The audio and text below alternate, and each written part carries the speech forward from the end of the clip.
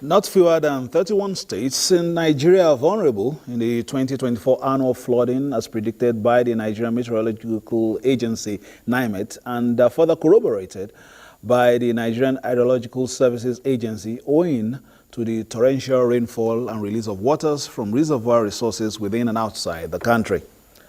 Tonight, experts will be throwing more light on the red flag raised by the relevant bodies and the efforts at the center and sub-national levels to tighten loose ends in ensuring ominous predictions are either curtailed or do not happen at all. My name is Fisayo Ogunfu. It is Tuesday Live, but first, let's give our discussion a foundation with this backgrounder report put together by correspondent Charles Alpha.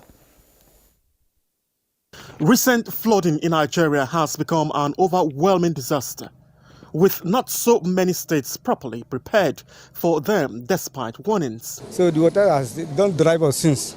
And this shop now, we started parking since yesterday. Don't know how it's going to end. Flooding in Nigeria, specialists say, is primarily caused by a combination of natural and human factors. What we have witnessed as part of climate change, floods are rising year by year in severity and also in duration. Natural causes, excessive rainfall, terrain and soil characteristics, while human activities exacerbates flooding through poor environmental planning, housing development in flood-prone areas, deforestation, haphazard urbanization leading to blocked drains, improper waste disposal, inadequate policy enforcement, and the impact of climate change. People have compromised the water channels. And once that is compromised, there are chances that the rains will come beyond the expected millimeter. And once it comes, it must find a way to go. And anybody that has come along its path, it will be disrupted. Addressing Nigeria's perennial problems, some say, is important for the people and the nation to move forward, and not urgently addressing human-induced causes of flooding, they also say could prove catastrophic. Government's effort targeted at flood control has stemmed from partnership with the subnationals, civil society organizations, as well as the private sector. Unlike some natural disasters, flooding, experts say, can be controlled with proper planning and provision of necessary infrastructure in place. We need effective land use planning and regulation. Without that, we are wasting our time. For successful flood fighting, stakeholders also advocate for the construction of sophisticated drainage system. They also say key strategies, which include adoption of data acquisition for integrated flood management, collaboration among relevant stakeholders, enhancement of public awareness through community support, poor waste management, citizens' poor attitude to waste disposal, and non-provision of waste disposal, they also say, contributes to flooding. Mitigation is better than adaptation. Prevent it than to, when it has been flooded, they begin to carry it to a school. The National Emergency Management and Nigerian Meteorological Agencies that say can engage in utilizing geographical information system to work on flood data, which they believe could also be combined with information and communication technology tools citizens can use to communicate with the relevant authorities at the onset of flooding. Charles Alpha. Thank you, Charles. And that background report would lead us to our conversation tonight. And of course, in the course of the conversation, of course, we'll be entertaining calls from the viewers after we must have at least addressed some of the issues raised in that report. Let me welcome our guests. First is the Commissioner for Information and Communication, Kogi State, Kingsley Femi Fanwo. Kogi State, perennially hosts water every year. Welcome. Thank you very much. Dr. Onimode Abdullahi Bandele is the Director of Planning, Research and Forecasting, National Emergency Management Agency, NEMA. Thank you for coming. Thank you for having me. And of course, Ibrahim Wasiu is the DGM Public Weather Services, Nigerian Meteorological Agency, NIMET. Thank you. joining us. Thank you for having me. And away from the aisle is Khan Abubakar Ahmed, is a geologist. Thank you for joining us. Thank you very much. Let me start from Kogi State. You are a perennial host to waters from across, even from outside the country sometimes, being the host of two great water bodies in Nigeria, River Niger and Benue. Every year this happens. What is different and what are you doing differently when you hear this forecast from NIMET and other agencies, hydrological agencies, that once the deluge, starts, the fear rises? Thank you very much. What's different this year is the fact that we've put in place, we've activated a very proactive mitigation plan to be able to a very large extent, solve the human factor aspect of the flood. There are some aspects that we cannot stop, but there are some aspects that we can, with very good planning, we can mitigate and be able to prevent the devastation that we've witnessed a number of years in the state. And what is happening differently is that the current governor of the state has been able to energize the State Emergency Management Agency under the leadership of the Deputy Governor of the state to be able to put together a very robust management strategy to be able to address the problem this year. A lot of things have been put in place. We'll be talking about those things in the course of our conversation. Dr. Bandele, you are the people who give us the scientific, information concerning floods. Perhaps I don't know whether you still also, in one way or the other, interact with states that could be adversely affected by some of your predictions to see whether there is some substantial compliance with some of the advice that you give out. How has it been like in terms of interaction with these states when you bring out some of these predictions? Thank you very much. Like you said, early in the year, the Nigerian Meteorological Agency came out with the annual warning predictions, and the Nigerian Hydrological Services Agency gave us the annual flood outlook for 2024. It is our practice in NEMA to combine these two reports, get experts together and bring out the climatic implication of this prediction. That we have done, and usually when we do it, we don't keep it on the shelf because the end users are at the subnational level. We get this report together, and the first thing we usually do is communicate with the state governors, telling them this is what the prediction is all about, these are the implications for the year, this we have done. And as I speak to you, NEMA personnel are all over the country to cascade this information to the end users.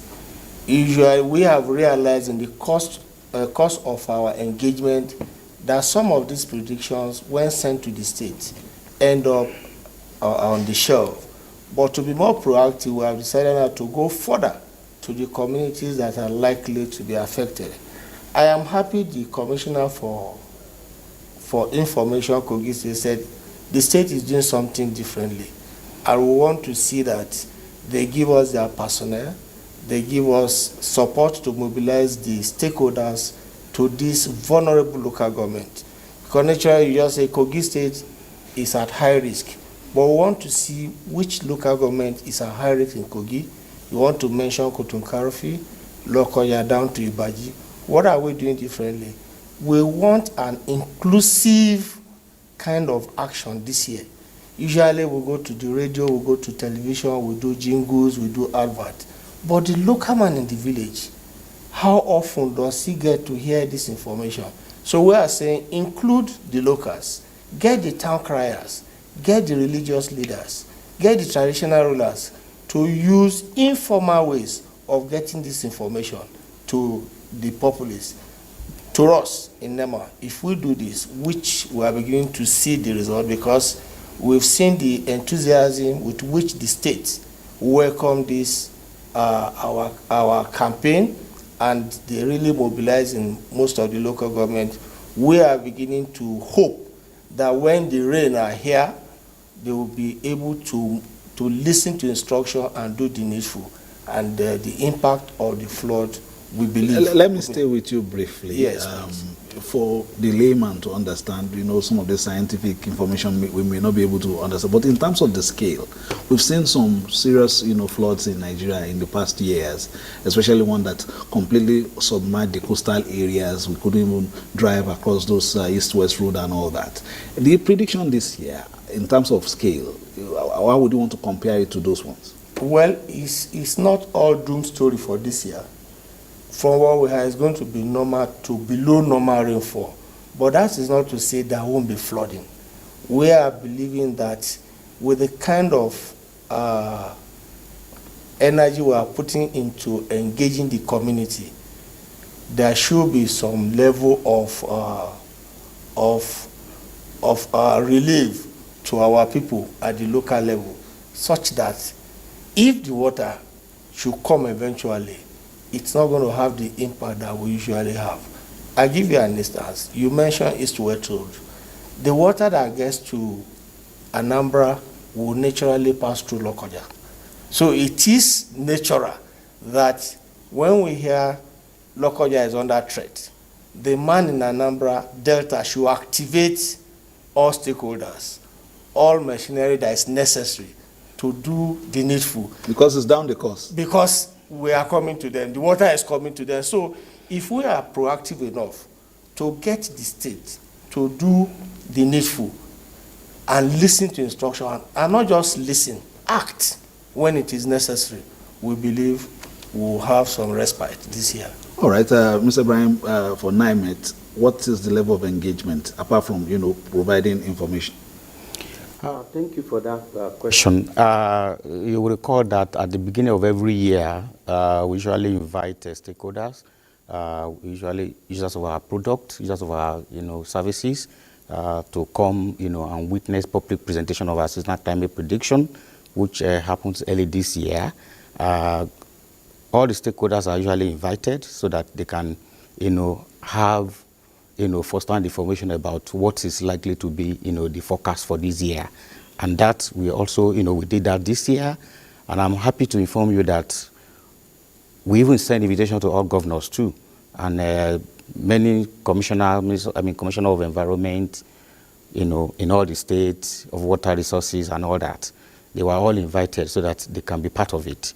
We equally, open for collaboration so that each state can have a state-specific, forecast and all that. That we usually do, and we are hoping for, further engagement from states that feels that we can have, more collaboration. Institution too. In terms of specifics, how many states have come for state-specific predictions? Yeah, quite a number of them have come for to be able to activate their own mechanism. Yes, because sometimes when you give general, like you rightly said, even within the state, you need to have for which local government to which local government, where exactly are you really expecting flood to happen. This is important, this is necessary, and that is why there is need for more collaboration, more engagement from states. Okay, Dr. Kana Abubakar Ahmed is a geologist and is also the general manager of the Nasarawa State Water Board. In terms of your experiences, have you experienced some of the things been spoken about now? And then in terms of general practice and maybe flooding that has been exacerbated by practices that perhaps degraded the soil or did not allow the water to pass through. What are your experiences in your state, for instance? Okay, thank you very much for this question. I wouldn't want to go into my state first because issue of flood is a national problem. And when we look at it from their presentation, we talk about Lokoja, which is like the melting point. How does water come to Lokoja? Usually from the two flanks. That's the water that comes from River Niger from about 8 countries, which Nigeria happens to be the 8th. That's River Niger corridor. And then the other flank, which comes from Cameroon, and then flows down to Makodi, Umaisha, which is the last point in Nasarawa State, then the point. But the question is that when you are discussing flood is not local. Nigeria is classified into 8 hydrological areas. So issue of flooding in terms of mitigation start on regional basis in terms of cluster from the hydrological areas. For instance, if you are looking at hydrological area 1, which comprises a cluster as the entry of Nigeria from the northwest, from Sokoto, Kebbi, and then Niger, and then even some portion of Katsina. So it's a drainage system there. Then the hydrological area 2, we are talking about some part of Niger, some part of Kaduna, and then up to the FCT. They all form what we call the hydrological area 2. Then the 3, we are talking about Gombe, Bauchi, Taraba, that's the hydrological area 3. Then 4, that is where I come from, that is Nasarawa State, which begins from most part of Plateau, then Nasarawa, then some parts of the FCT, even the northern Kogi, and then Benin, is all from hydrological area 4. Then hydrological area 5 is the downside of southern part of Kogi, which is after the melting point in Lokoja. As it starts draining down, that one is contiguous with what we call the southeastern part of Nigeria. That's Anambra, Abia, up to Delta, Bayelsa, which around, that's where you have the deltatic condition. That is water coming into a place where it flows uncontrollably, because the normal drainage system there is meant for a certain quantity of water. But with time, these waters that come from the 2 major flanks and then come in now leads to the spilling, leading to flooding that area. So that's to say, whatever mitigation measure you have done in terms of prevention, you can't even stop. Water will always find its way. So you can see that is hydrological area 5. Then hydrological area 6 is what we call the western littoral. That is Edo, and then the entire southwestern Nigeria, including Edo. That forms, so most of the rivers or waters that comes to that area, it empties then finally to Lagos. And that's why Lagos is prone to that. So now it's issue of town planning issue and other aspects that we are coming to discuss in the course of the program. Then the hydrological area 7, which is more like the Calabar area, Akwa Ibom, rivers, and the rest, which is the hydrological area 7. Then the final one is hydrological area 8, which begins from Kano. And interestingly, the water from Kano comes from plateau escarpment. Plateau is a highland with flat surfaces. So some waters that come in from the northern plateau flows down to Kano, and then finally, then some form from Katsina, then it flows down to Jigawa. Then Jigawa, it ends to Yobe, Yobe finally into the Chad Basin. So that is the, so when you are discussing issue of flooding, you have to discuss in terms of cluster. Then some will have to be handled by the federal. Then there are micro rivers that flow traverses within the states. Then it's supposed to be mitigated by the state. That is where we are now. So as a state, for instance, Nasarawa State will have about 4 major drainage systems. One that comes from the southern part of Kaduna State, some that come from the plateau escarpment, then forming what we call the river depth corridor, which finally empty into Tunga, which where the Dangote sugar is there. That's why they have a lot of flood. We have another drainage system, which is the Mada corridor, also from plateau escarpment that flows downwards around Akwanga, and then finally to what we call the Holland Farm, rice farm, that a lot of us are eating it, finally empty into the River Benue. So you can see the first corridor empty into the River Benue before Makodi. Then this other one empties after Makodi. Then you have another drainage system around Kefi, River Bokoko, River Uke, if you are going to Uke here, around the Zimbabwe, Odo River, River Kuraipe from FCT, Karishi area, or they all meet in what we call the Kama Confluence in Nasarawa, finally empty before Umasha.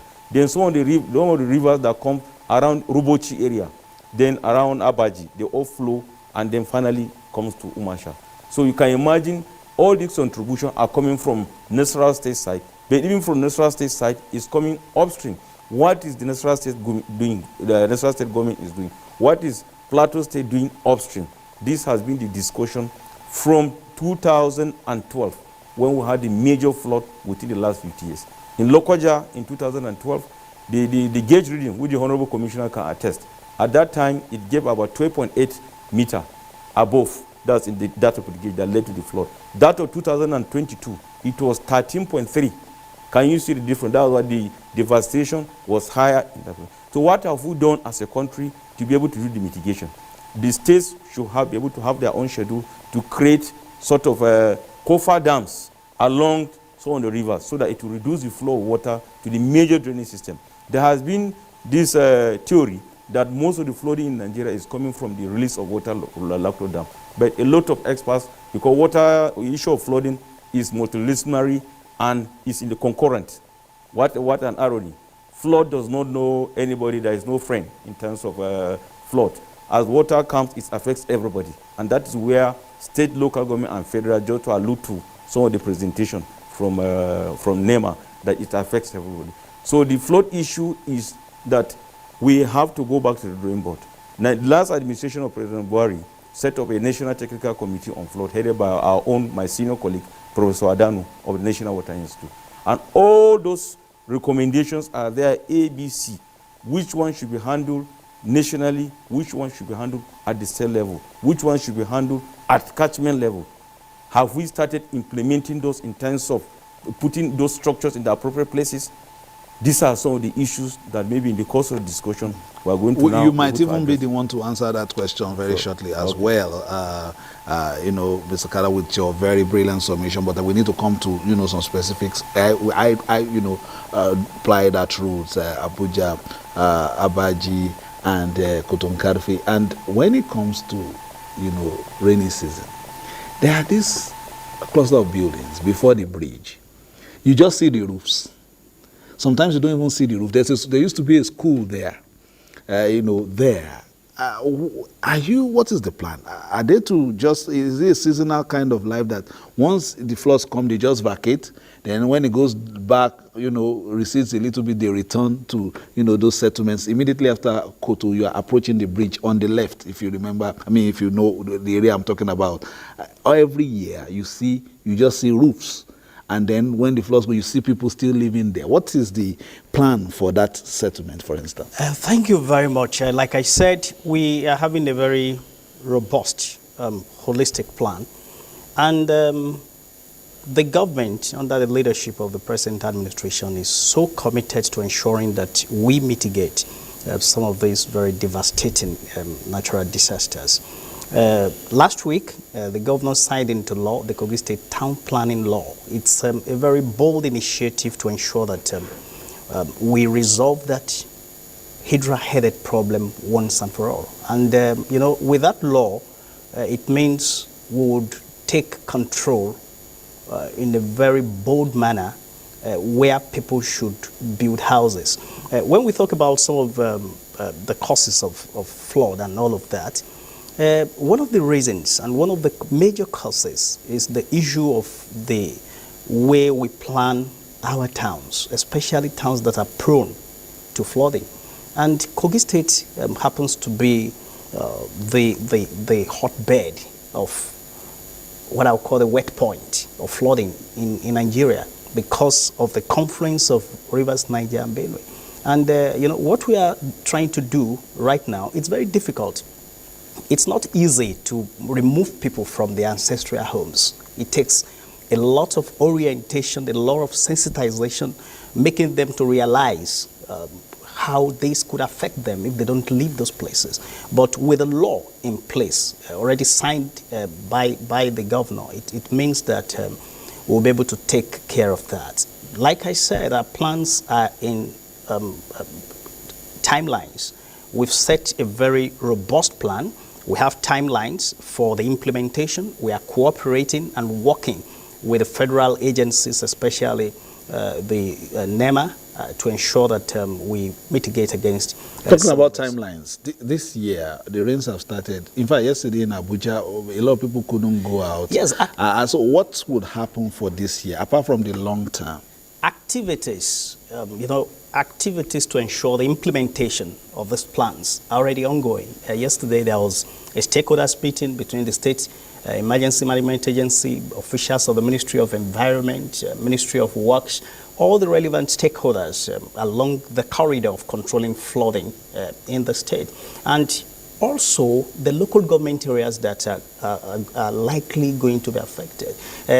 SEMA and NIMET are already talking about 13 local government areas out of 21. That's about 62% of the state. And that means that we would be taking it with all the seriousness it demands. And all the stakeholders meetings are ongoing. We are also reviewing the 2024 flood outlook that have been given to us by the National Emergency Management Agency. Also, we are talking about community engagement and awareness campaign. That has already started. It is the responsibility of my ministry to ensure that we produce these chinguis multilingual. It's not about people who don't understand English language will understand their local dialects. So those messages are multilingual so that we can talk to them about the things they need to do. There are some little things that when you do them, you reduce the impact. That's like what the expert talked about. There are things you could do to mitigate, but there are things that, in some situations, you cannot stop flooding. It will come. So now your level of preparedness is what is going to determine the impact, whether it is going to be devastating, whether it is going to be mild. It is your level of preparedness. And we're doing a lot of things to be able to... Long term, how do you see, for instance, those settlements, the ones that we're talking about that you can see from the road, are you likely to move them upland? Yeah. Or what's going to be the eventuality in terms of that place? Because now what they just do is that they keep some of their baggages very light, so that when the floods come, they just take the canoe across, and then move. But I'm saying, long term, how do you see this happening? Are you vacating that place? Government is about responsibility. That's the ancestral home. With the new Kogi State Urban Development Law, we will be able to ensure that such structures that had no approvals are removed. Definitely those will be removed. But the state government is having a plan to be able to give small settlements to those people. You cannot just remove them from that place and not have a plan of where you are taking them to. That's exactly one of the things that we are doing. I'm going to come to NIMET very shortly and talk about what is causing this beyond town planning. Maybe there are some vagaries of weather and all that as well. But before then, we've talked about Kogi State and the experiences. Let's see other states that are equally, affected by flood. Let's go to this report from Kebbi. Every year, the Nigerian Meteorological Agency, NIMET, predicts the rainy season and identifies areas prone to flooding, enabling mitigative measures to prevent possible flooding. This year, NIMET has predicted that 148 communities across 31 states, including 40 local government areas in Kebbi State, will be affected by flooding during the rainy season. This is likely to cause water levels to rise in rivers and dams, as well as ocean surges in coastal areas. Oscillation primarily lead to enhanced rainfall, increasing the duration of rainfall, as well as the intensity of the rain. In 2021, Kebbi State experienced severe flooding that destroyed crops worth millions of naira, affecting farmlands and causing significant losses across the state. We have experienced a great loss in the past because I planted rice more than 12 hectares, but when the flood came, I couldn't get even one to cook, not once, not twice. The flood in 2022 and 2023 was devastating, but the proactive measures taken by the authorities, such as construction of mega waterways, mini drainages, and evacuation of drainages, successfully prevented a repeat of the excessive flooding being experienced. Nima Basin has done a lot to avoid the flooding. In Goronyo Dam, we have done a lot of maintenance in the dams. We've evacuated some areas so that our storage capacity will be more. We can store more water now. Then we have done some river training. Places where the river diverted has been trained to come back to its natural, to its normal course, so that it will not flood farmers' farmlands. The rain is currently not heavy, a sign that its momentum will end in flooding. The communal effort of farmers in Kebbi State, who are the most affected by flooding, have also contributed to the mitigation of flood risks, which by working together, they have implemented measures to protect their farmlands and minimize losses. Well, each year we do come together to perform some work, but the disturbing part is the water coming from the town. As a result of gully erosion, especially that Malala area, so we usually use sacks and sand to protect our farms. Whenever it is rainy season, we usually conduct a communal walk by buying sacks and fill them with sand for embankment. No doubt mitigation of this requires intensive sensitization by the authorities and collaborative effort with farmers and residents for a lasting solution. In Birnin Kebbi, Abdul Muhammad Bawa. Thank you, Abdul Baba. Let's quickly go to Benin for the experiences there as well. Rural communities suffer the devastating effects of flooding in Edo State on a yearly basis. These challenges is caused by unhealthy environmental practices such as building and indiscriminate dumping of waste in waterways, flat topography, and an abundance of low-lying areas. The NIMET prediction on Edo turned out to be true in all this unpleasantness when on the 24th of May 2024, the office of INEC in the state was heavily flooded and some communities in Benin metropolis were also submerged. To address this menace, the state government embarked on massive desilting, opening of blocked drains and evacuation of debris across the 18 local government areas. Environmental experts are advocating reintroduction of monthly sanitation exercise and enforcement of environmental laws, as well as tree planting to check this unrelenting flooding. In flood management, you have what we call the grass phase, that you step down. If you watch some places, you saw that you plant grass is here, grass is there, grass is there, grass, so that when the water is coming, the grass reduces the speed. And when the speed is reduced, it does not affect the soil. What do we do now is that we must now go back and begin to replan and begin to do a design and deliberately designing our cities to be green smart. We want to really beg the inhabitants, and they should not dump any waste when it is raining or at odd hours. The state government has also established an agency known as Edo State Flood, Erosion and Watershed Management Agency, FUMA. This agency, through its projects in the state, has provided attenuation ponds with underground culverts of various dimensions across the state, amongst others, to check flood. Commissioner for Environment and Sustainability Joshua Omoldion is optimistic that the state government is committed to tackling impending flooding and providing solutions to other environmental challenges. Much as our waste management body, along with the local government councils, are working hard to clean the environment and ensure that the places are no longer littered like they used to be.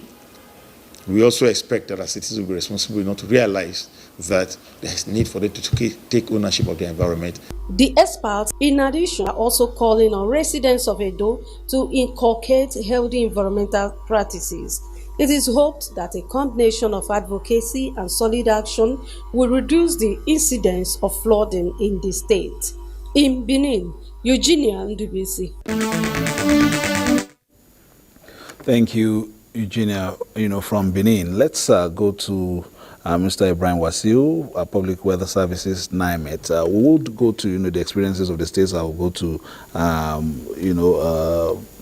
Mr. Kana Abubakar Ahmed later. But I want you to, perhaps give us a basis of why we've been seeing, increased flooding in the past few years. Is it based on, the vagaries of weather, or how much of it is the human factor? Thank you for that question. Mostly it's as a result of, climate change. You now have extreme weather events that lead to increased rainfall. Of course, rainfall contributes a lot to flooding. Other factors could be there, but without rainfall, those factors, of course, rainfall is a major cause of why we're having flooding. And that is why it's important to first abreast ourselves with the annual, prediction. For planning purposes, you need to have this prediction ready. When you know where you're likely to have normal, above normal, you plan ahead. Of course, there are other causes too, like for urban flooding, for instance, now, people, indiscriminate dumping of refuse is one of it. Where canals are blocked, you don't have free flow of water. Where they need to expand canal, where they need to dredge the waterway. Some people also stay along the floodplain area. Of course, we need to identify, carry out a study of what is actually the cause, because it varies from city to city, like I mentioned earlier. So for places where people are living in the floodplain area, we need to move them out of that place. Probably expand the canal so that the water carrying capacity of such canal can be expanded and there will be free flow of water. Of course, we need to also sensitize people so that indiscriminate dumping of refuse, like in urban cities where you see people dumping when they see rain, when rain comes, they start dumping refuse and all that, in their gutter. We should discourage this. But above all is for us to understand the root cause. There are places where they need to even build dams to curtail the water and probably allow more infiltration and percolation of water so that there will be less runoff. There are places where they need to create a pool of water so that water will be, instead of having runoff so fast, you to curtail it for a while, then you have water infiltrating and percolating. There are places where land cover, where they need to create probably, have a vegetation that can also retain the water a bit so that the runoff will also not be that much. So we need to understand the root cause of, what is causing flooding in a particular area and tackle it based on that, what we have identified. Let me stay with you very briefly, and look at, the collaboration among agencies. I remember that the National Space Research and Development Agency some years ago released this very bulky, detailed land use, land cover mapping thing. To what extent have those things been used across agencies and across states? I really can't give that statistic now, but what I do know is, if you look at urban planning, for instance, you have, impervious surfaces where everywhere is cemented. You don't even give room for water to, to have its way, causing to probably, recharge aquifer and all that. So when you have more of water as a runoff, of course, what it will lead to is, is flooding. So there should be more of urban planning. There should be more of collaboration with all these agencies so that whatever we have identified as the root cause from Agency A, Agency B collaborate together. Like, he said earlier that there's already a national, plan. Execution of all these recommendations too is also a key factor because you have put experts together who have brainstormed and come up with all these recommendations. This recommendation can go a long way to, solve some of these problems at the national level. So he has made some key, interventions there. We now come to you and some of these reports that you've had on the collaboration. Has it gone from the white papers and the submissions to actual activation of some of these plans? Yes, from what I'm not competent to speak at what point those reports are, because it is a report that encompasses interministerial, that is Ministry of Water Resources, Environment, and the National Water Institute, and even some professional bodies were all involved in the production of that particular. And this committee was, it was a reactive committee, so to speak, in such a way that it was after the 2022 flood, which was a nightmare that led to that. And it was more like a fire brigade, not taking cognizance of like countries that have even worse experience than ours, like even Netherlands, for instance, that their flood started from 1916, 53, and they did over a 60 years plan, which means they are now like a roadmap. Each year we are supposed to do this, each year we are supposed to do this. In our own case, all the experts that are there are well-traveled, well-schooled, and all this thing was packaged, and I think I don't have the report with me, and I believe all those things are put in place. But the implementation, from my experience, is that there are some that are supposed to come up to be handled by each of the states. But has this document been given to each of the states where they should be able to put into their budget allocation? That is another thing. But for me, for inside Nasarawa State, which I'm in charge of the management of the entire watershed, which is integral part of the hydrological reform managed by the Lower River Basin. What we have done as a state is that we have identified that we have two major sort of flooding in Nasarawa State, for instance. We have the urban flood, which I think my colleague has said about that. What have we done location by location, taking cognizance of the geology, taking cognizance of the typological factors that undulation in the town, and then inter-ministerial collaboration within the state, because everything goes back to the state. Land use acts, everything goes back to the state. So what we have done, the Water Corporation works with the development control which is the National State Urban Development Board. We work in coordination with the Ministry of Environment, we work in collaboration with the even Ministry of Land in terms of land allocation. There are situations whereby you see flat land somewhere and you think that land is following, let me go and build. Not knowing that that was once a floodplain. And then taking cognizance of what we have mentioned about the national satellite, those satellite data that does a lot of modification. That's what we have done. And as we speak, from 2017, which we started, if you go into Lifeare now, you have the data of the Nigerian Hydrological Services Agency that made the presentation in terms of cities flood. Lifeare is not, because it was almost 8 years during Senator Makura, which we did the study of the flow of the water, and we did more like a complete drainage map of Lifeare. And then where does it empty to? You call a drainage. What is a drainage? It drains. Sometimes you see during urban development, a culvert will be constructed higher than even the quarter. So where will the water drain? Drainage means to drain. But you discover that you have constructed a drainage that is very narrow and is very high, in such that the water even on the surface will not be able to even drain into that place. So what happens? That leads to even the issue of urban flood. For in our own case, for Lifeare, for instance, that's why if you go into data, we are over with that. But like for Lifeare, the water goes into the River Amba. And that was why the Honorable Commissioner, I think one of the presenters was talking about increasing the size of the drainage system. In our own case, we have the River Amba, which has silted over the years because of anthropogenic activities, change in land use. What we have done was that we have to do sort of geotechnical studies, bathymetry studies, and we did the dredging. After the dredging, we were able to mitigate the river flooding in Lifeare specifically. And this is what is happening all over the state. That's why, except those ones that are usually necessary, those ones that come from plateau, which you have to now start advising people in terms of creation of white houses and then the black houses. There are houses that you stay just like the Kogi. You cannot move people to somewhere that is a fisherman. You cannot permanently move him away. So you should be able to have a house that is meant for a time of not flooding and time of flooding. These are some of the things National State is doing, and we have been working very closely with the state emergency management.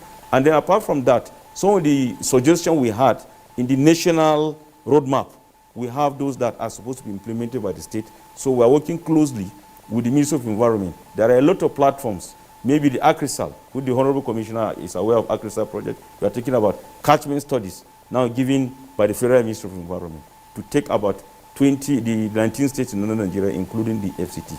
So catchment studies, what is catchment? This discussion we're having can come up, you can get some funding through that to be able to do this kind of local implementation. This is how we do. We are also, we leverage on, I think that one report talking about, is it one of the states talking about those states. We have also done during the new map, we also got some funding there. We did some major drainage system. So if you go into Lifeare, you have mega, so we leverage on such kind of opportunity, because in terms of implementation of most of this, it requires a lot of millions of dollars. That's why countries like Netherlands, why they spend every year on preventive flood, is more than 1 million euro every year. And when you multiply 1 million euro, multiply by the exchange rate today, is more than even the budget allocation, possibly of even the NEMA and the NIMET and NISA completely. That is the money they use for preventive flood, just generation of data. So we as a state, we've been working closely with these two agencies. Like NIMET, what they've done to us, the more the merrier. You discover if you are in a particular town, rain will be falling. Some part of time it will not be falling. Some will be falling with different intensity. So you need more hydrometeorological stations. And that was why the last DG, Professor Matazo, was able to give us some hydrometeorological stations which will generate data on a daily basis. As we speak today, the temperature of Lifeare, specifically where we had our water station, is about 42 degrees. That's the tell which is abnormal like other years, which should be lower. So these are issues. Then even the Nigerian Hydrological Service Agency, Engineer Inze, also gave us about 9 staff gauges. Where our staff will have to create hydrological and hydrological department, which we are rating as a micro data, then furnishing the river basin, finally going to the National Data Bank to be able to better the interpretation and better prediction, because the more the merrier. And then, but unfortunately, issue of rains now is changing because of the climate change, which he has mentioned. So a lot of scientific, a lot of theory sometimes cannot be 100%. So that's why we need to have more data. And then again, there are even techniques that was brought under SWAT That's soil, water, and assessment, which the Hydrological Service Agency, landslide images. So all these are all things. Then we in the state, we're even talking about issue of modification, changing morphology of some rivers. And I think one of the speakers was talking about that in some extent. You have a river that contains certain quantity of water. And this is, water meanders like this. So there is a way you can modify the curves. That's the morphology. You can modify the curve so that it can be able to absorb more amount of water. Then certainly when you dredge, then there won't be any flooding. You look at cases of other countries. For instance, Egypt, which have Aswan Dam, all the water that comes from Ethiopia, it passes up to Sudan, come to Aswan, Aswak, Asut, up to emptying into Alexandria. You don't hear about flood. Why? What you've done is that, I think these are some of the case studies I think the Honorable Commissioner from Lokoja, from Kogi State should be able to take. I've traversed Lokoja when I was traveling to Ilorin. I saw some of the work you have done before Kanaja. Those work you have done, you need to do more work. What you are supposed to, instead of that, like stone pitching you did, you are supposed to have created benches. Maybe if you can have a case study, you travel to Egypt and see what I'm talking about.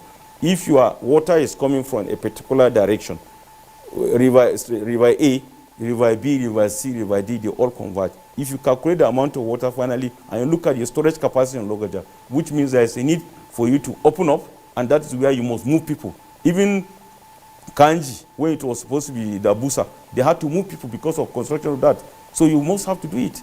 The Land Use Act, government has overriding public interest, because whatever happens eventually is going to go into the taxpayer money of the state. So what you have to do there, you have to create some kind of benches. Benches in the sense that the first step you have done, you create it like this, it goes into different like this, it opens like this, so that you should be able to accumulate all the water that comes from the Benue and Niger component, and then even micro rivers to that place. But what we have done is just done small stone pitching just to that place. Certainly, when water comes, it's going to overrun and then go into houses. So such kind of studies, each town should be able to have a specific studies. Makodi, for instance, Makodi has what we call the Makodi sandstone, which is highly indurated. Water does not percolate, and now you're having high rainfall. What happens?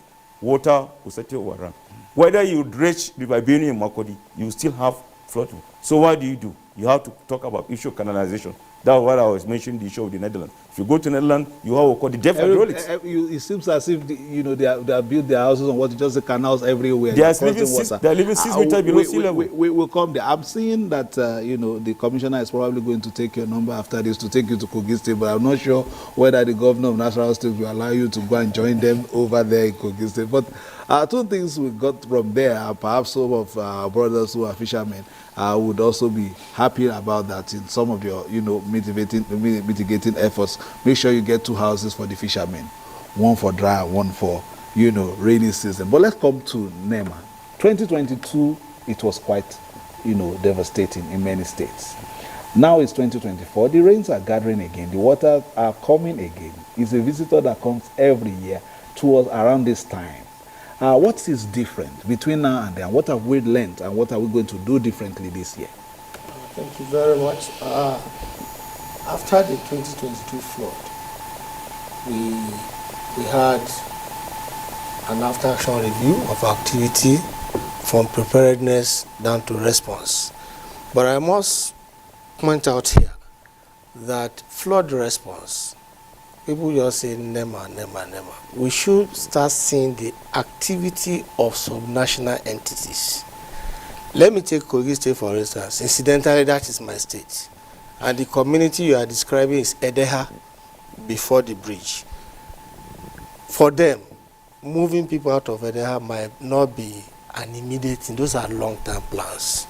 And I want to point out to you too that most of our rural community, flood usually is not a bad news to them. If you can give them high-yielding, early maturing crop, they will plant at the beginning of the season, possibly harvest this crop before the flood water comes. After the flood water, you can go back for another cycle of planting, and it's practiced very well.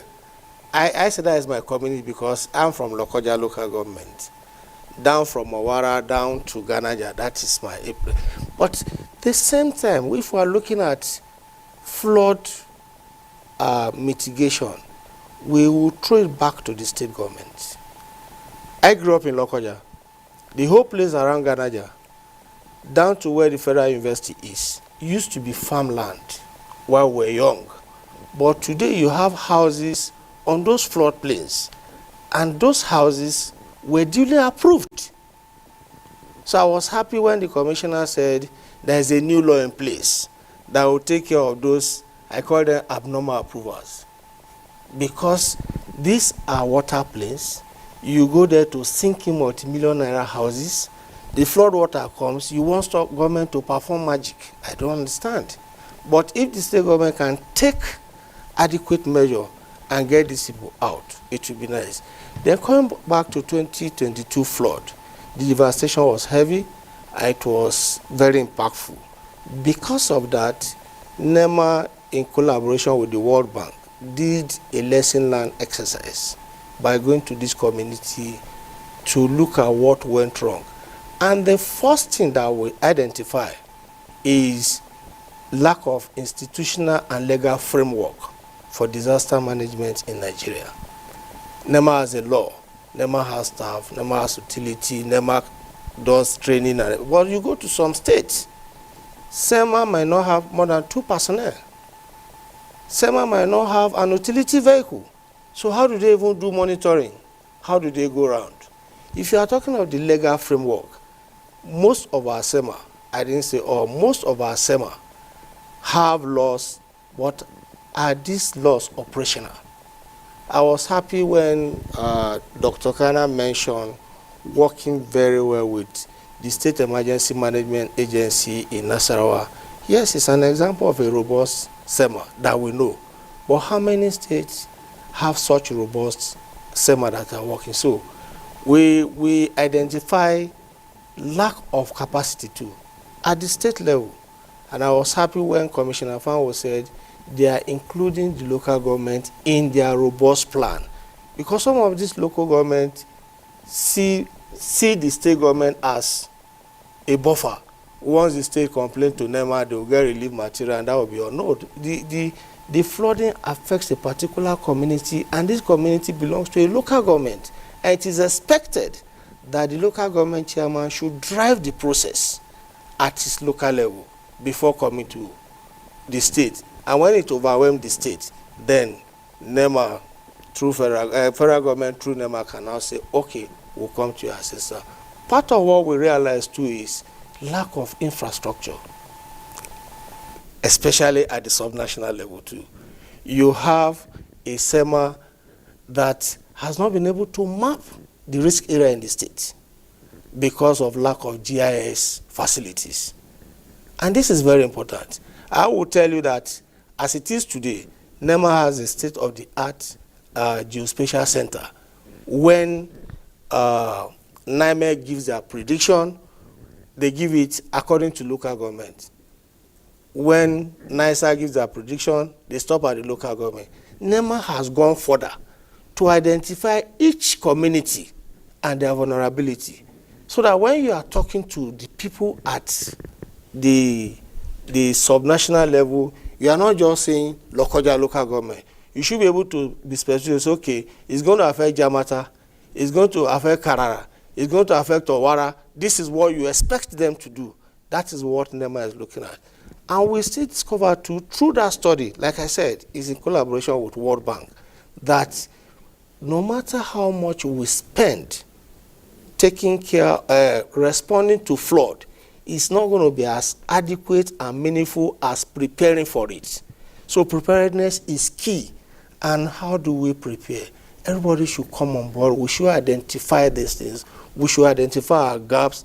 NEMA is not resting on its own. The commissioner will bear me witness that we have tried to train even SEMA staff.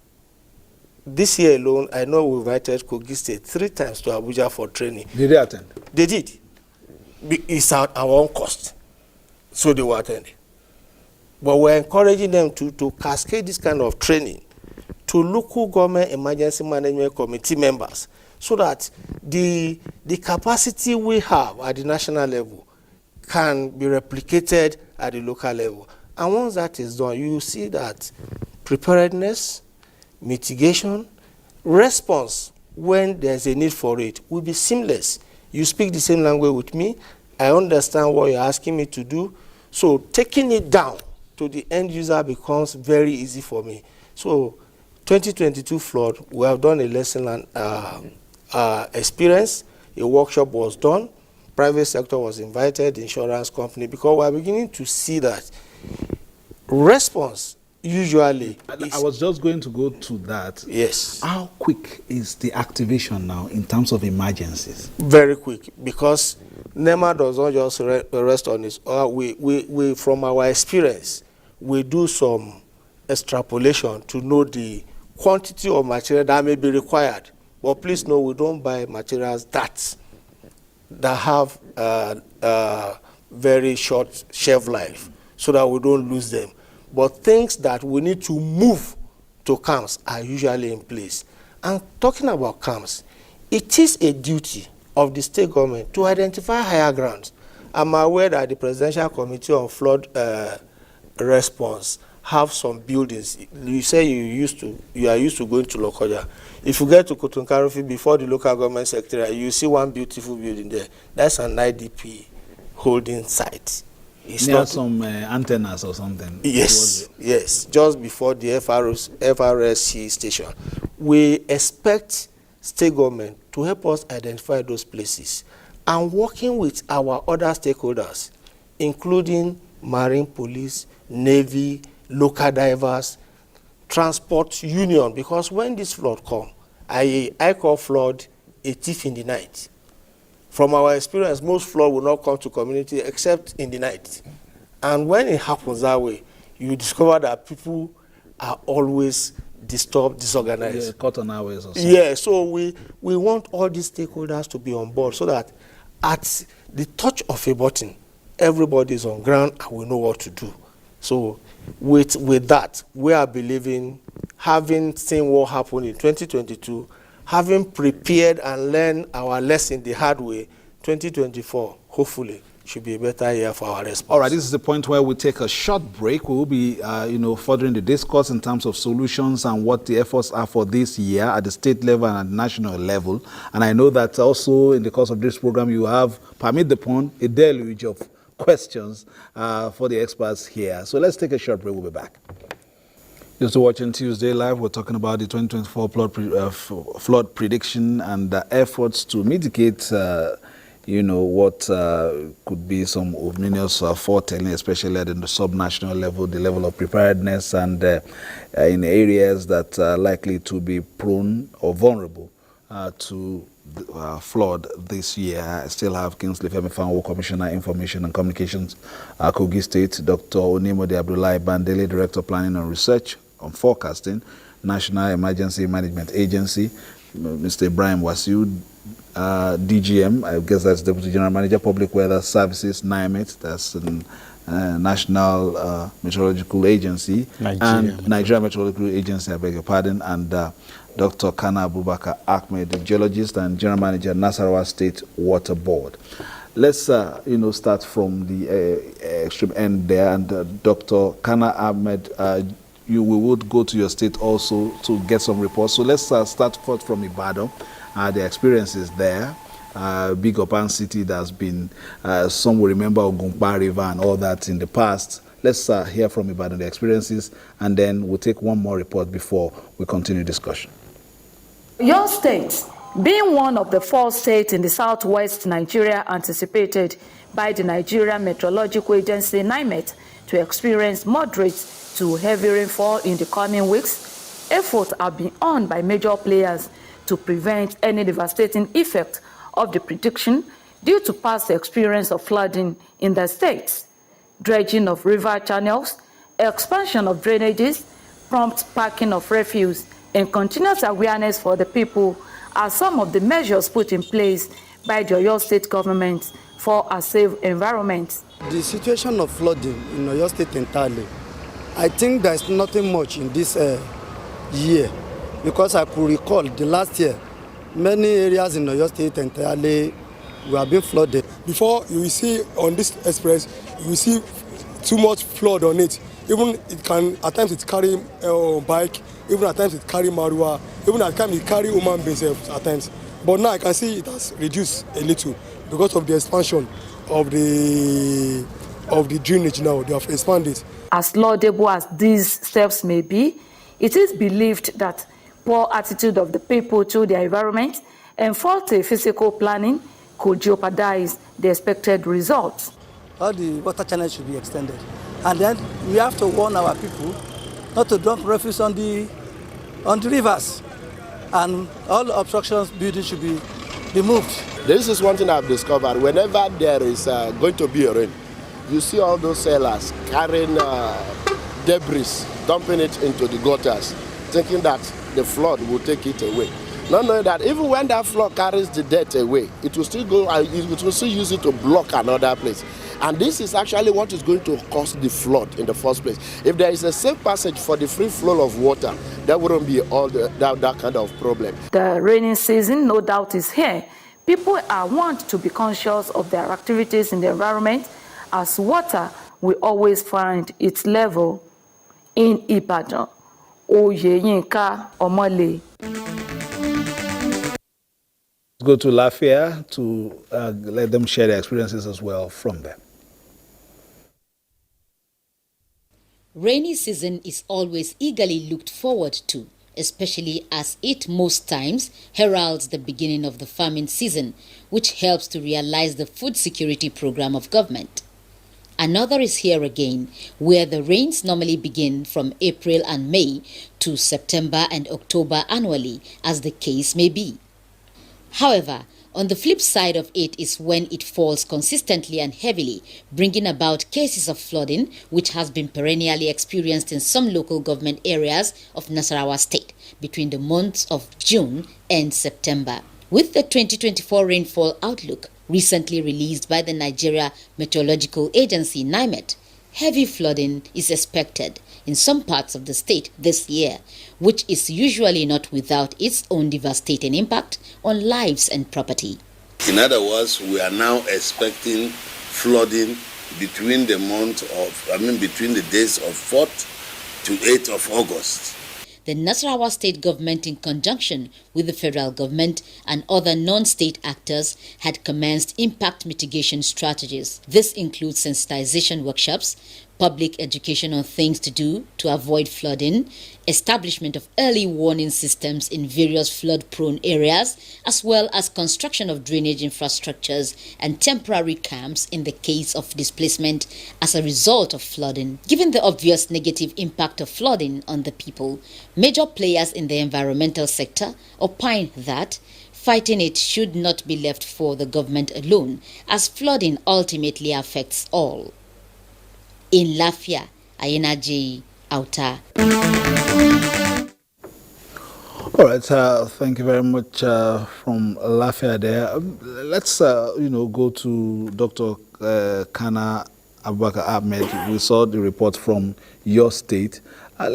In terms of, the local governments where you have experienced some of these challenges, we may want to enumerate and some of the mitigating efforts that you have brought on board. Thank you very much for that question. I've gone through the report and I've had a response of Mr. Zezera Lumaga, who is the head of the SEMA in the state. Some of the meetings we've had, and that's where the lack of synergy comes up. I could recall during the NISA annual flood prediction that took place some months ago, I think the state were not fully carried along as far as that particular presentation was concerned at that time. But I think that of the NIMET, I think there was more population, I think there was more communication up to the commissioner levels at that particular time. So now, for instance, the head of the SEMA in the state was talking. I'm even surprised the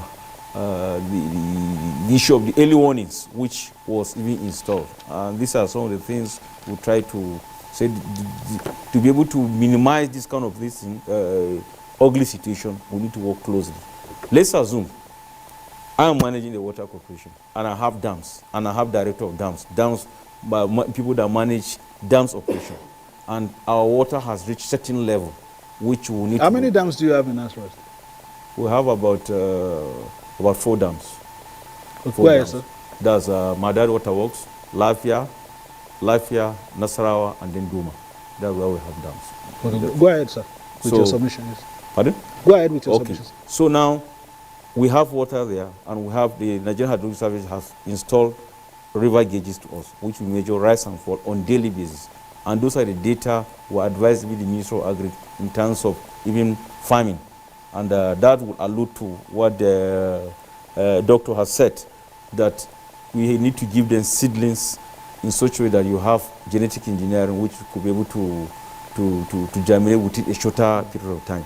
So if you go to most of our drainage system, we have gauges, some closer to river, some, and then we give advisory to the Ministry of Agri. If you want to do irrigation farming, you should start by November. This is the point. By May, you're on your own. You don't farm at this point. Permit this question, maybe it might sound like a layman, but do river basin authorities have a role to play at all? They have a role. That was what I said from the beginning, that flood mitigation is within the hydrological area, the catchment studies. We are integral part of the Lower Benue River Basin. And all what happens in Nasarawa State finally goes into River Benue and finally empties to Lokoja. So if in all of these our rivers, we're able to create dams, embankments, so that we reduce the flow, we create even retention basins. We have a lot of lands. If you are going to Lafia, for instance, and then so many locations, you see a very big plain. You can dig that place, what people call art dam, that's artificially created dam. The channel where you have this excess water in the basin, it goes in there. That retention, it has solved the issue of flood mitigation. Secondly, he mentioned it in his presentation, it was now calculated to recharge the aquifer at the appropriate time. These are some of the mitigation factors. So that we are states. So if we in Nasarawa, all our major drainage systems were able to put in coffer dams at certain intervals, we reduce the speed and they reduce the effluent that will finally go into the river. What can be done? In fact, in terms of this issue of release of water from Lagdo Dam and all that coming into through Benue, what can be done? Even if that is not the root cause of some of the problems we've had in terms of the, in Lokoja, for instance, where the waters meet Niger and Benue, what can be done perhaps to mitigate that risk? That was what I was saying. That's where, like for Nasarawa, this is what we are supposed to do. The water comes from Plateau and Kaduna. So supposing Plateau from upstream, they are able to create some dams, to reduce the speed. Nasarawa does our own. Then because the study that has been carried out, most of the flood in Lokoja, the water is within the country, not coming from outside the country. Studies has proven that. In terms of water balance, we have gauges in Miami. We have the one before Garua in Cameroon. So the discharge amount of water within Lokoja and the ones that come in from here, when you do the structuration, you discover most of the water are coming from different states, from up north, some from the south, and then finally into the major drainage system of the country. So which means the problem is local. So each of the states should be able to take our own schedule to create that, leveraging on different funding opportunities. That was why I mentioned the AgriSA, new map, and then even other funding, even the Hypertech. Hypertech will have a lot of funding. What is Hypertech doing to states within her own jurisdiction? Is it issue of just issuance of starter pack? We should even put a lot of money on preventive flood, not curative flood. This is what we are supposed to be doing. So we as a state, we are advising appropriately to the appropriate agency. And I have told Mr. the Nasarawa State SEMA, yes, you are in collaboration with the Ministry of Environment. You went and installed early warnings in Rukubi, that's where Holland Farm is. You went and installed one in Umasha. You have gone and installed one in Tunga, where the Dangote Rice Farm is. We in the Water Corporation are not aware. They have installed your early warning there. How early warning is the early warning? If I'm the one that have dam upstream and water is at a certain level, I want to release. And you have early warning, and you didn't tell me you are putting early warning. That is where the issue of synergy comes in. So that because water has what we call resident time. Jola, if you want to travel to Kefi now, it will take you 30 minutes. The same thing with water travels. But now as water travels is a function of the amount of rainfall from upstream, and even the geology.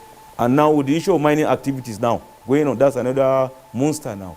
A lot of mining activities is coming up, a lot of agricultural activities are coming up.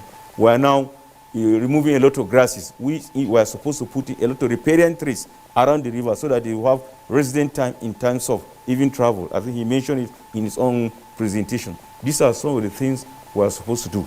So, but as long as we don't do all these things, we'll continue to be doing 2 steps forward and then 20 steps backwards. So there is a need for us for collaboration. Then even the issue of the Lokoja issue.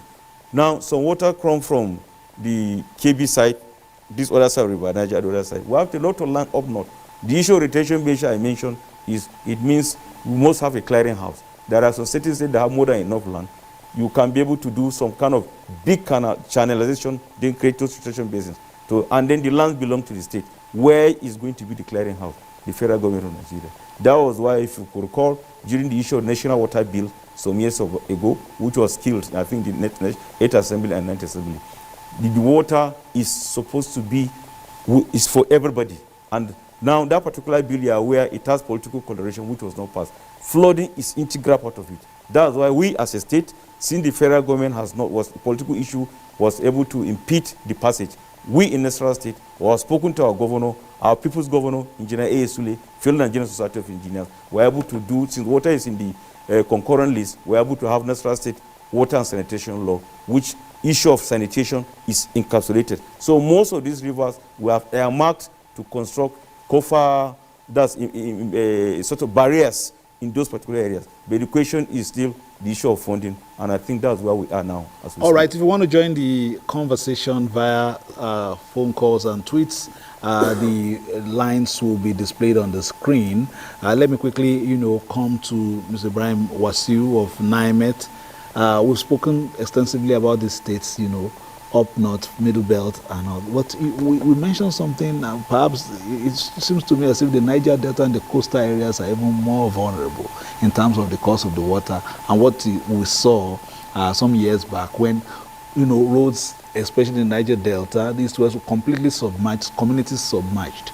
What are the, implications in this year's, prediction? Are we likely to see something, a scenario like that? And if it is going to be like that, what are the mitigating effects? What should we be doing, at the state level in those states? Thank you. You remember you made mention of the flow of all this catchment area, hydrological, area. All the water we have from all these catchments are actually going into Niger Delta area. And that is why, whether we like it or not, we just have to be very proactive about it. Otherwise, it will still repeat itself. In the coast, apart from the water that are coming downstream, don't forget that we're also likely to have a coastal flooding because they are very close to, to water body. And that means they have, double scenario now. We have communities, in Ondo State, for instance, Ayetoro, and a few of them having this ocean surge. Yes, in fact, we have a station there that is as a result of a surge that swept that, marine station, and we just have to relocate it. The early warning did not get to that station. It did. It's a marine station. No, marine station is supposed to be within the, water, yes. And that's what I'm trying to explain over there. It's a coastal city. You shouldn't expect anything less. Due to, like I've explained, due to extreme weather event that we're having as a result of climate change. So there are also such that also, from the ocean you also have water coming inland, apart from the one that come from all these river streams, and as explained earlier. So for coastal cities, for Niger Delta area, they really need to do a lot. They need to do a lot because it's like a double strategy now. Let me quickly, welcome Usman from Kogi. Usman, you want to share your experiences, or you have, a question on the program? Welcome. Please lower the volume of your TV set, please. Usman from Kogi, go ahead, please.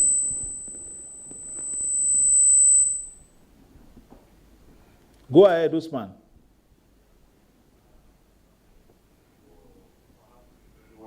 Program today. Yeah, especially I want to thank my honorable commissioner from Kogi State and the director of planning from NEMA. I want to thank you all for the contribution people have made and the early warning of flooding in 2024.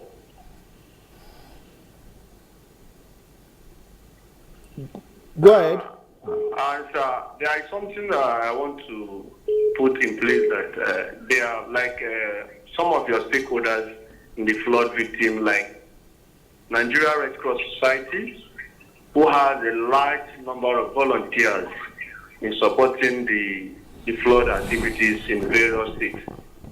I think the government need to bring them in as one of the most critical stakeholders in terms of these flooding activities, so that because of the large numbers of volunteers they have, they can be able to take the message down to the grassroots, which most of them are emergency responders. Within a token of minutes, you will see them respond to a lot of issues concerning flood and rescue in the term of flooding. Thank you very much, Usman from Kogi, for your, contribution on the program. Nema, you want to say something about yes, your, thank you. I just want to respondents. Usman didn't ask a question. What it is to contribute and to kind of remind us that we have some untapped personnel somewhere. But Usman, let me quickly point it to you that we have never for once forgotten about Nigeria Red Cross Society. In fact, there is a body that is called the Emergency Coordination Forum under the leadership of the DG NEMA, where we bring in stakeholders to give us update of their preparedness in the course of the year. And we had a meeting about a month ago. Another one is coming very soon. And the Nigerian Red Cross was ably represented. And we expect that the representative at the national level will cascade some of this information to branch chairman or secretary, as the case may be. And in the course of this floor cycle, during the ECF2, we bring... What is ECF? Emergency Coordination Forum, like I mentioned. We bring in sectoral leads to tell us what they have done, what they are doing, and what they intend to do, and where supports need to be given. NEMA being the coordinating agency will do the needful. So I want to tell Usman that, thank God, Commissioner Fanwo is here. They will need to talk to our Abuja Operation Office too, to work very closely with the ES in Kogi State, Mukhtar, so that they can strengthen their collaboration so that we can get the best from some of these our stakeholders. Thank you. All right, we have Sizus from Taraba State. I understand that is one of the areas where some of the rivers enter into Nigeria from Cameroon. Yeah. Make your contribution from Taraba, Isus. Go ahead, Sizus. Yeah, good evening. Thank you for receiving me. My name is Onka Sizus. My own contribution is I want to talk about the contribution that should be made by NEMA on, I think, I've been listening to you guys talk about Kwara, you talk about Ibadan. In Taraba, I noticed a situation whereby if you go to market areas, on the streets, people dump refuse right on the road, especially during this farming season. Waste management. Now, what do I discover? I discover that the orientation is very low. It's not only we gathering together talking. How many people are watching Tuesday Live now? The NEMA and other parastatals, there should be an orientation down to the grassroots. Let them understand. You can see even Taraba is part of the state that is connected to Cameroon. Right at the back of my yard, you will see flood coming in by August. It's because of dumping of refuse. The roads, the manures are dumped right on the road. So I think orientation will, apart from televising, apart from this discussion, or the parastatal, the ministry that are interested. How robust is the particular? How robust is the? Should be educated and should be sent to the grassroots and the towns that are not talk about actually understand what we are talking about. That will go a long way. Yes. Thank you. Yes. So before I let you go, what is? Have you seen activities of your own state SEMA, for instance? Presently, I have not noticed that I go in and out of the state. Okay. You wanted to make a response? Yes, Mr. Sisus, thank you very much. The issue of waste management and poor environmental management is is one thing that NEMA don't take for granted. As I speak to you, the Yola Operation Office of NEMA should be in Taraba, if not this week, early next week, to carry out sensitization on proper waste management.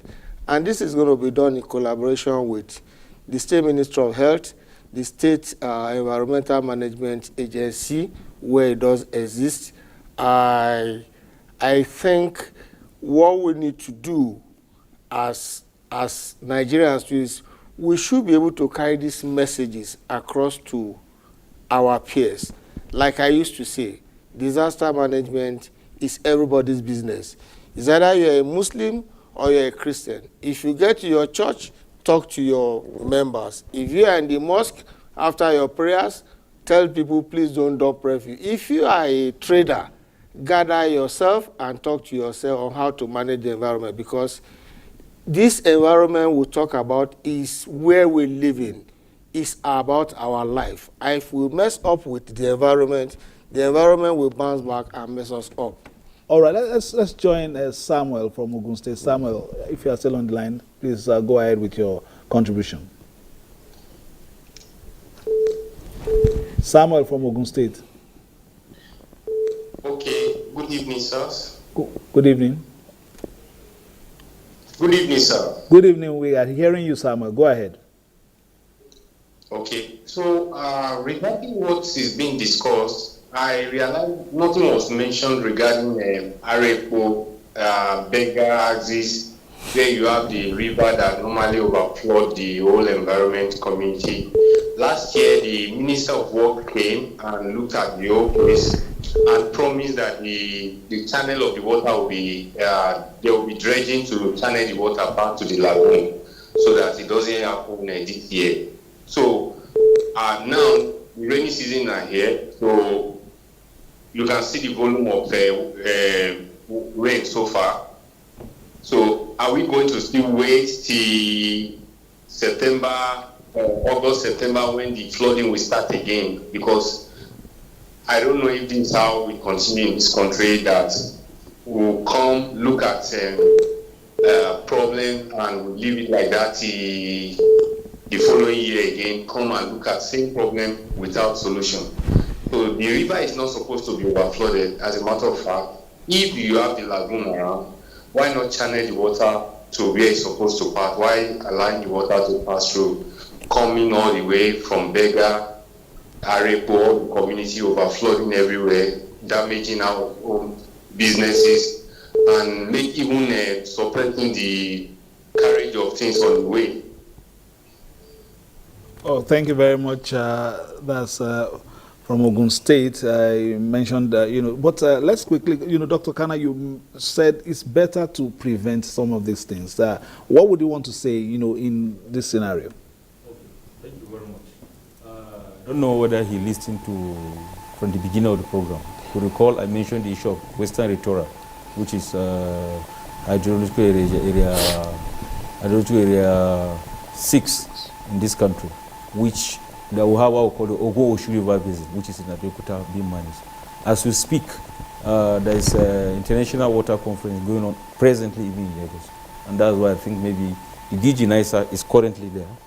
The Honorable Minister of Water is there. The MD of the Ogo Oshu River Basin is also there. So most of this discussion is going to be done, because you can't be talking about the issue of the flooding, issue of water sanitation. They are all interwoven. And that's why they are presently in Lagos discussing. So, and I believe this particular question you asked. What is raising is that maybe even on the way to that conference, they can even experience the flooding before. This is what I'm saying. So they are physically in Lagos now. It's a 2-day summit they're having. And I believe most of the structures that have been suggested to be done is all part of that national flooding report. But then, the question is, you asked me, how far have we gone with the report? And I'll come back to you. I'll just let you the top, because Tokwe from Abuja has been on the line for a while. Tokwe, very quickly, please, your contribution.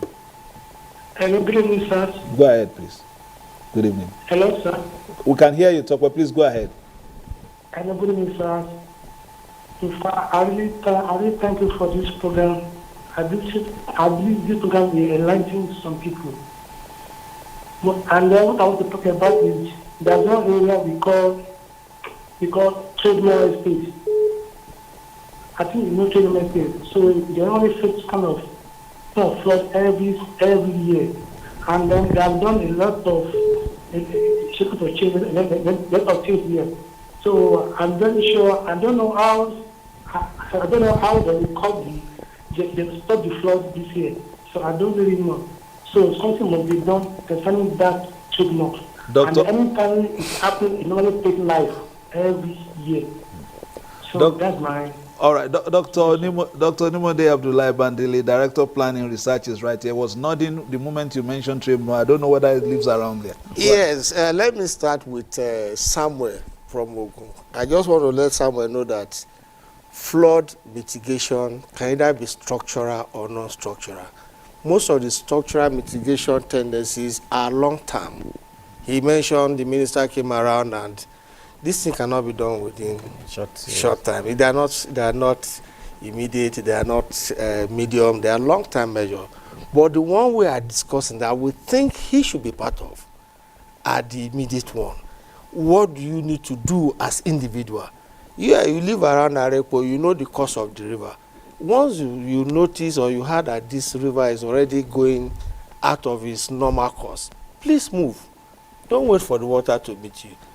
Like Dr. Kana said, water will naturally come and it will go its way. But if you try to block it, I'm sure it will want to fight back.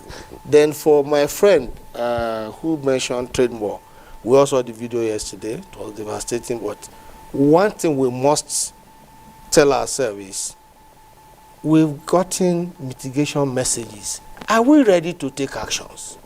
Suleiman from Abuja. Yes. Take your own action very quickly by making your contribution.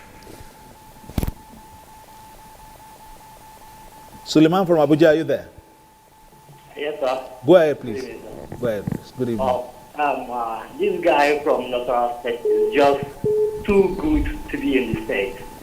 This guy needs to be in the federal government so that with all this intervention that he did in Nasarawa State should be done all over the federation so that this version of thing will be controlled. The guy is just too good to be in the state. And if the federal government just makes him at the federal government, because now what they did in Nasarawa State, they did well in Abuja, and this intervention needs to be done all over the nation, all the flooding states, all the flooding states. They really need this guy. The guy is just too good. Thank you very much, Suleiman. Dr. Kana Abubakar Ahmedi, I'm inviting you even to Trademore Estate this evening, and maybe perhaps but we'll go to that very shortly. Honorable Commissioner, do people know where to go to in Kogi State, especially in those plains? If the rain starts, the deluge is much, is rising, there's danger. Do they know where to go at that very short notice, especially when it says in the night at times? Let me take my course, just like Dr. Oliver said, that when you block the way of a moving river, it will definitely take its own course. You might not like the course that it's going to take. But I'm going to take my course in this because the rainy season is just starting. And all these efforts are supposed to be allowed to flow in such a way that you know what you are doing in June, you know what you are doing in July, you know what you are doing in August. That's the way we've planned to address and manage the issue. Yes, I'll let you land. Yeah. But Shuaibu from Abuja, Shuaibu want to say something so that we'll let the Honorable Commissioner also land. Shuaibu, please make your intervention. Is Shuaibu still with us from Abuja? Thank you very much. Good morning. Good morning. Yes, good morning. Good morning, Shuaibu. Go ahead, please. Good. Thank you very much. It's quite exciting and very educative.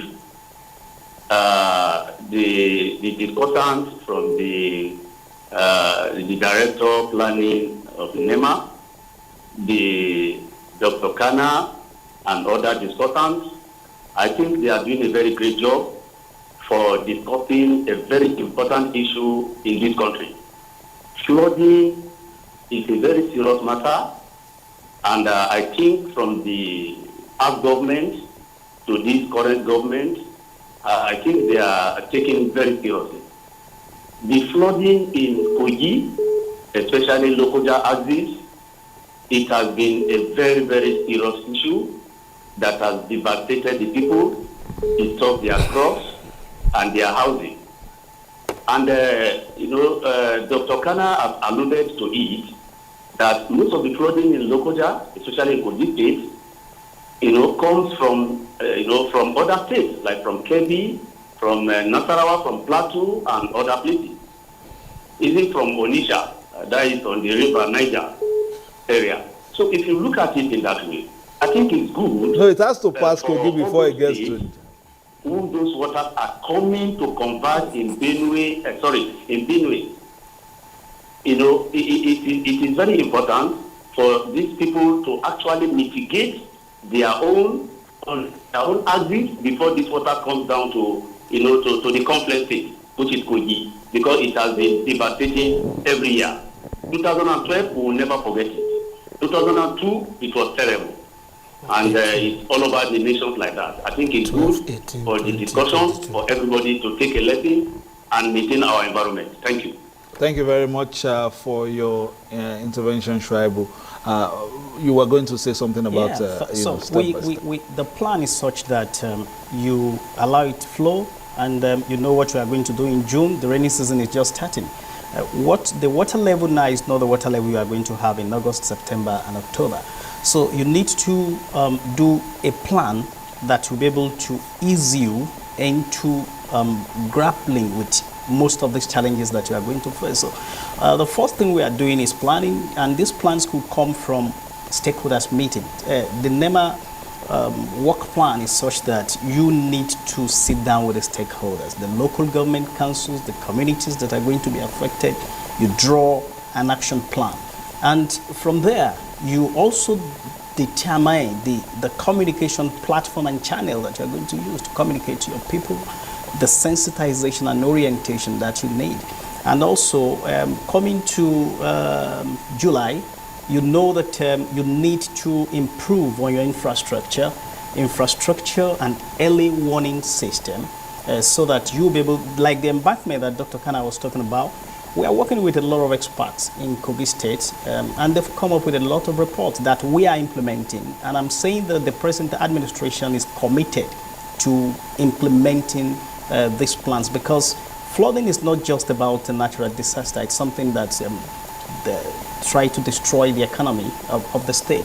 So you talk about improving your infrastructure, you talk about capacity building and training. You need to build a capacity of the people that you are going to work with, like setting up of situation rooms in the states, and also training volunteers, local emergency responders and volunteers at the local government level. And you allow community-led engagement. I agree with this plan, but based on the experiences you've had since at least, let's say, from 2012 till now, you should have perhaps a robust community of responders now, who would have been trained a little bit on some of these things, so that those ones can perhaps lead some of these efforts as well. They are leading the efforts. We already have experiences that were very devastating, and those experiences had taught us a lot of lessons, and that had led to these plans that we are talking about. So we have them, and what they are doing is to be able to train other people, other responders, other volunteers at the community. The difference between what we are having now and what we had in 2022 or 2012 is that we are allowing communities to lead these efforts. It's not just about the local government or talking about the state. And in this regard, we want to commend, as a state government, the National Emergency Management Agency for improving the capacity of the state's emergency management agencies to be able to cope with the challenges that come with flooding. So we are very, very prepared for the 2024 flooding, and we, like what we are talking about, the higher ground thing, the ground that is higher here. might not be high enough in some other places. So we are talking about safer grounds in Kogi State. And, you know, like we said, it's very difficult to relocate some of these people. You can't move them away from their ancestral homes.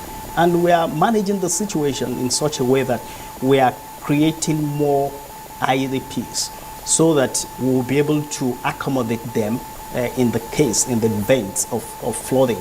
You know that there are some places before you enter Lokoja, along Kotum, Karufi, and all of those villages, definitely flooding will happen. Therefore, we have been able to put in place a lot of IDP camps and also trained a lot of local volunteers and responders who will be able to help us in mitigating the effect of flooding in those areas. Thank you very much, Josephine from Kebbi. You want to make a contribution very quickly if you are there. Josephine from Kebbi. Is Josephine still there from... Yes, I am here. Please go ahead. Please go ahead. Good morning, Josephine. Yes, I want to really make a contribution based on sensitization. Yes. Go ahead, please. Something happened sometime last year when climate gave a prediction about floods. What our area did was organize a group of people. They printed banners and they went around every book and cranny of their local government to let the people know that there will be flood for that year. And those that are living around the area that will be affected should please endeavor to evacuate this area. So I think if people are sensitized, if the petitions have been made, people should be sensitized so that lives can be saved. Property.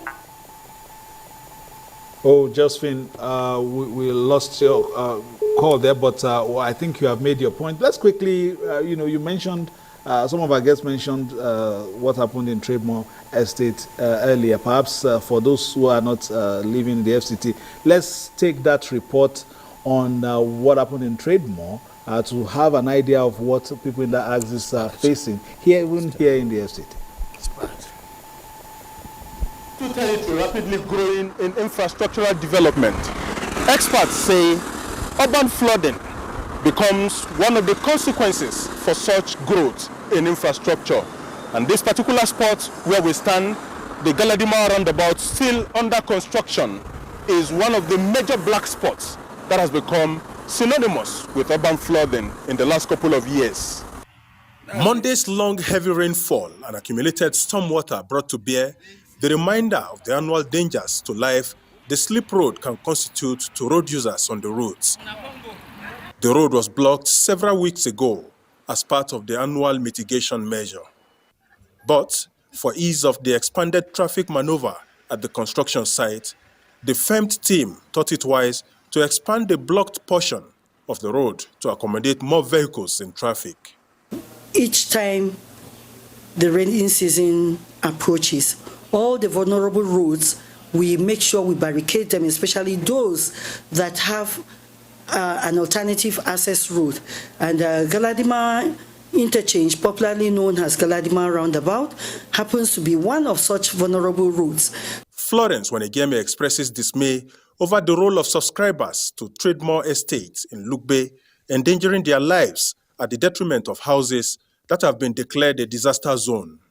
She discloses that while the FCTA awaits the subsequent court directive on the matter, the administration is determined to do all that is right to save lives of residents.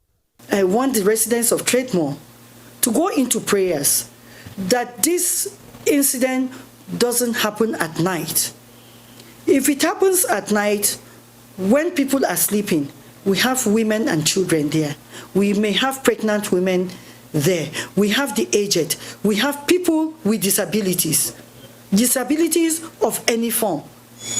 We may have people bedridden there. How will they escape? How will they be evacuated at that particular time? It will be recalled that residents of the estate protested the demolition of structures along the water path, following which court gave an injunction to stay off execution of proposed further demolition of structures in the estate. Onotu Yakubu. So there are so many things to to look at. Even the people themselves, in spite of the danger, are unwilling to move. Let's quickly hear from Peter. Peter has been waiting patiently even before we rolled that story. Peter from Abuja, your contribution. Perhaps you live around Trade. Yeah. Good morning. Good morning. Yes.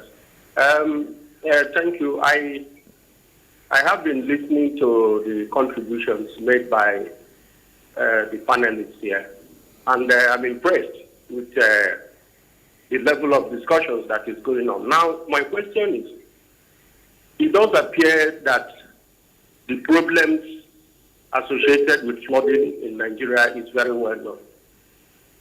If that is the situation, why is it that every year we keep having this problem of flooding? I think from what I have seen, there is a lack of coordination. There is a lack of coordination and collaboration between various states across the federation. And it is my considered view that if there is proper coordination and collaboration between all the agencies responsible, in trying to stop this problem, then by now we should not be having all these problems. There must be a conscious and deliberate effort from across all the agencies to make sure that this problem is mitigated. I think that is, from all the discussions, that is the problem. The problems are very well known. The solution should be proper and adequate collaboration and coordination among states.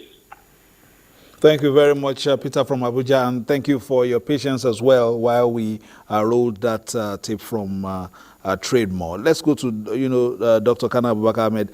You've been talking about this, and the caller also noted there's concept, there's actuality. There must be a marriage for us to see. We've talked about, some of these issues rearing their ugly since 2012. This is 2024. That's 12 years.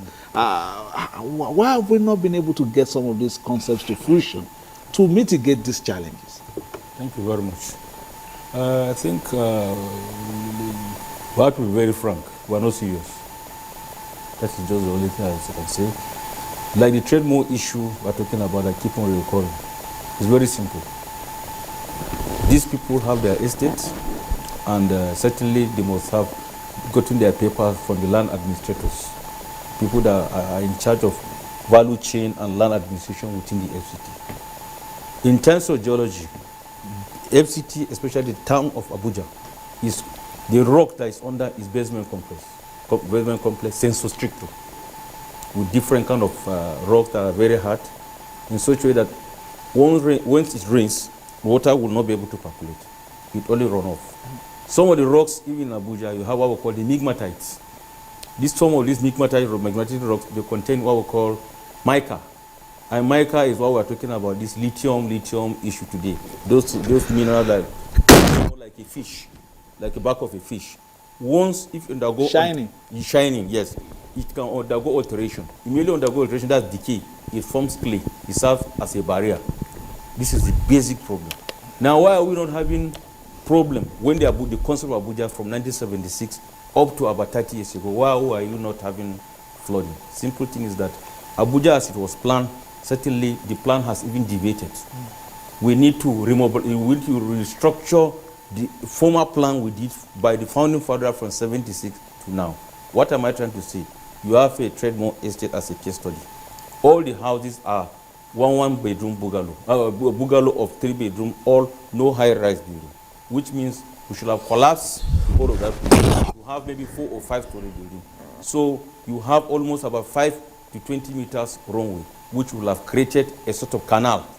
Though like the Netherlands I was mentioned, the depth hydraulics. Who should do that? Most of these assets are privately driven. What are we doing with, especially with the coming of Mr. Wiki now, which I think has been given charge of out of the TSC also. They are having their internet and revenue. I think there should be a concerted effort in such a way that since these people have already gotten judgment and they didn't come from the moon and they are putting in their investment, why should they go to? There are technology for that. It's either they should be compensated and then be given land somewhere else so that this engineering solution could be constructed. That's number one. Number two, you have to study the entire flanks, quadrant by quadrant of Abuja. The Trademore Estate is talking about is Lugbe, Galademawa, Kaura district, all this area. The local drainage system of that area. So that because as you are solving the Trademore, there are downstream estates also. There are contiguous estates in that place. If you can do the studies, look at the micro drainage system within the area up to the airport road, and the final drain that drains out of around the airport, so that even if within the Trademore estate, you can be able to create underground drainage systems, very wide equipment. In London, before the London Olympics, you could recall construction of underground training. Instead of drilling vertical, you can drill horizontally. There are drilling machines that drill that it will almost about almost like a car. You can do it under, in such a way that all the water that comes in from the primary drain, secondary drain, it drains under that place, and finally, so that you are having like more like a road. Like you have underground roads. You go to but this time it's just a channel for water. So for water underground, so that you solve all these problems. So that if you can do that, then you are going to now prevent issue of social problem. Because by the time you put these people out, where will they go to? These are some of the issues. So the government should be able to take it by the bull. Since we are in democracy, and the issue that the Abuja is meant for the people, the revenue getting from all this IGR is for the people. So that we can be able to solve that problem. That's for Trademore. Then for Lokoja, as a case study, issue of all this zonal issue, whenever we want to give allocation from the federal allocation, we talk about geopolitical zone, we should forget about that. Lokoja is a gateway town that brings things just like Lagos Ibadan, which the last administration did, took it very serious. You don't say you are allocating budget for that. You say, okay, I'm giving this zone, this zone. We should, if you can put the whole resources to solve the problem of Ganaja up to Dakota and Karifi. That particular bridge there you are talking about, you have to do almost a new structure in that place. We are talking about 13.3 meters in 2022. What is the heart of that bridge? Certainly, there could be a year where we are going to have a lot of rainfall, more so that there is siltation now. Certainly, which means it will reach a certain point where the water will now go up to 15.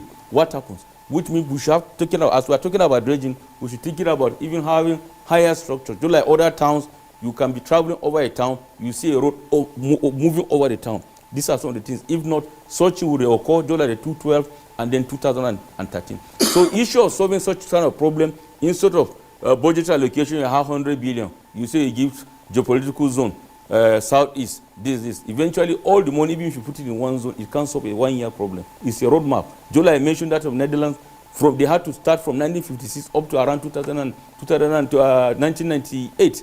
That was how they are able to address all these things. Now, water corporations, it's interestingly, a lot of states, you discover Ministry of Environment, water corporation. Water corporation is not just for production of water, it's also for flood mitigation. You need to be taking data on daily basis. There are a situation whereby if the water is high, you should be able to have pumps, dewatering pumps, so that it will be able to take it away. Now, interestingly, we're in terms of issue of cholera now. That's another will be the next thing. I think the Honorable Commissioner, you must have started preparing in that.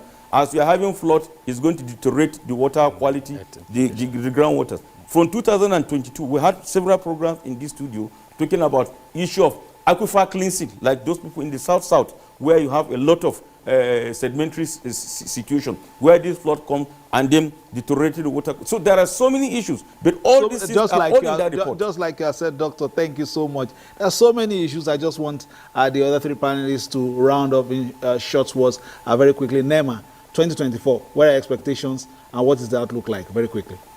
Thank you very much. Our expectation is that the preparedness measure we have put in place, that we have communicated to the state, if properly followed, it is our belief that the impact of flood, if it does come in 2024, will be minimal on our people. All right, Naimet. I would just advise that people should be climate smart, weather ready. Let's all and be on deck. Get information from weather information from NIMET. You can get it on our various social media platforms for planning and for preparedness. What is the cooperation level? How, what's the engagement level like in practical terms with these states? Are there some states that have not, come to you for information at this time, and they are in vulnerable areas? Yeah, some states have turned up. We have even done downscaling for some states, and we are hoping that other states will emulate the same, so that they can, collaborate with NIMET to have a downscale for them, state specific, like I said earlier. Yeah, we have some that have, done up, and we are expecting others to also, collaborate with NIMET. Kogi State, there's a visitor that comes, whether you like it or not, every year. The visitor doesn't knock, and is on his way again. We've gotten the reports from both NEMA and NIMET. We've set up an action plan. We're already implementing the plans, and we have the political will to ensure that we implement it to fruition. And we can assure our people that it's going to be different from what they've witnessed in the past. For the past 2 hours, almost 2 hours, we've been talking about flooding. It's been a perennial issue in Nigeria, and we've experienced it year in, year out. And the agencies saddled with the responsibility of mitigating prediction, as well as, safety, rescue. I've been talking about their efforts as well as engagement with Nigerians, especially in the communities that are vulnerable to flooding in Nigeria. I want to thank our guests for coming. We'll start with Dr. Kana Abubakar Ahmed, geologist and General Manager, Nasarawa State Water Board. Thank you for coming. And a lot of people want you in their state after some of your presentations tonight, especially Kogi State. The commissioner wants to take you back, but we still need you on Tuesday live. And of course, let me thank Dr. Onimode Abdullahi Bandele, Director, Planning, Research and Forecasting, National Emergency Management Agency, NEMA. Thank you for your contributions. I can see there was a little bit of bias to Kogi State since you are from there. Well, home now home. Thank you very much for having me, and good morning, Nigerians. And Ibrahim Wasiu is the DGM Public Weather Services, Nigerian Meteorological Agency. Thank you very much for coming as well. Yeah, thank you for having me. And for our callers via tweets and phone calls today from Taraba, from Kebbi, from Abuja, from Ogun State, making interventions, especially also from Lokoja in Kogi State, making interventions tonight. Many thanks for watching us. That has been Tuesday Live for today. Next week we'll come with another topical issue to discuss. Of course, we focus on issues that affect Nigeria and Nigerians and how to move forward. My name is Fisai Ogunfe. Thanking you for staying tuned, wishing you the best of the day, and urging you to keep it locked on the Nigerian Television Authority for views, news, reviews, previews, and interviews. Good morning.